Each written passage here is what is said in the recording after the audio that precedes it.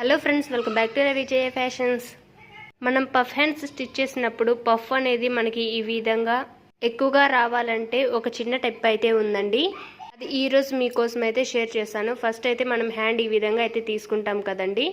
కుట్లలోకి 2 inches అయితే ఈ విధంగా మార్కింగ్ చేసుకునేసి మనకు అక్కడ నుంచి హ్యాండ్ లూజ్ ఎంత ఉందో కూడా మనం మార్కింగ్ చేసుకున్న తర్వాత ఈ విధంగా స్ట్రైట్గా అనేది లైన్స్ వేసుకోవాలండి. మనం కుట్లలోకి 2 ఇంచెస్ క్లాత్ అయితే వదులుకున్నాం కదా, అది అక్కడ నుంచి అయితే ఈ విధంగా ప్రిల్స్ పెట్టుకుంటూ నీట్గా అయితే స్టిచ్ చేసుకుంటూ వచ్చేయాలండి. ఈ విధంగా మొత్తం అంతా కూడా ఈ వీడియోలో చూపించిన విధంగా చిన్న చిన్న ప్రిల్స్ పెట్టుకుంటూ మొత్తం అంతా కూడా స్టిచ్ చేసుకోవాలి.